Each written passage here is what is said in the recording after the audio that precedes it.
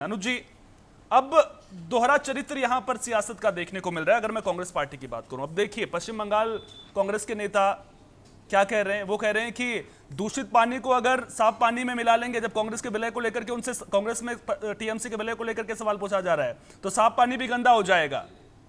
आपके विधायक जो है वो कहते, माफ कीजिएगा, आपकी पार्टी के जो नेता हैं वो ये कहते हुए नजर आ रहे हैं। अधीर रंजन चौधरी जी कह रहे हैं कि ऐसा नहीं हो पाएगा। उन्होंने तो ममता बनर्जी के खिलाफ पूरी तरह से मोर्चा खोल रखा है।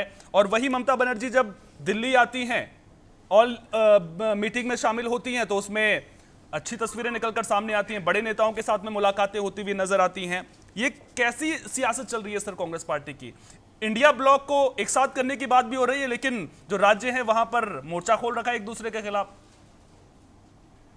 नहीं, सोहन सिंह जी, देखिए, कांग्रेस की नीति तो हमेशा ही स्पष्ट रही है।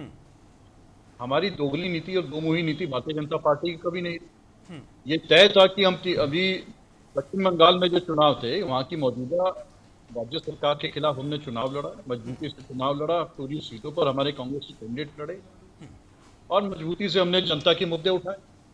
लेकिन जहां देश का सवाल है और जहां भारतीय जनता पार्टी के चरित्र की बात है, आप देखिए ना, हम तो फिर भी अपने बंगाल के स्टैंड पे हम आज भी खड़े हैं। लेकिन जहां इंडिया अलायंस की बात है, गठबंधन की बात थी, वो तो हमारा कल भी था, आज भी है और आगे भी रहेगा। लेकिन ये भारतीय जनता पार्टी से सवाल पूछना चाहिए कि इनका रातों रात ये जो हृदय परिवर्तन हो जाता है, जो इनके तमाम जिन विपक्ष के नेताओं के खिलाफ जो यही भारतीय जनता पार्टी सरकार में रहते हुए आरोप लगाती है, माननीय प्रधानमंत्री जी, देश के प्रधानमंत्री जिस नेता के खिलाफ आरोप लगाते हैं, उसको 3 दिन बाद मुख्यमंत्री उप मुख्यमंत्री बना दिया जाता है।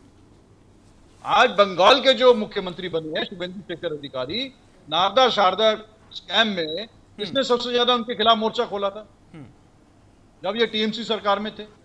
ये वही भारतीय जनता पार्टी थी जिन्होंने उनके खिलाफ मोर्चा खोला, सबसे ज्यादा आंदोलन किया, सबसे ज्यादा भ्रष्टाचार होने के आरोप लगाए। खुद माननीय प्रधानमंत्री जी ने बोला इनको। और आज यही सबसे ज्यादा इनके लाडले हो गए, नेता विपक्ष के बनाने के बाद अब इनको मुख्यमंत्री बना दिए गए।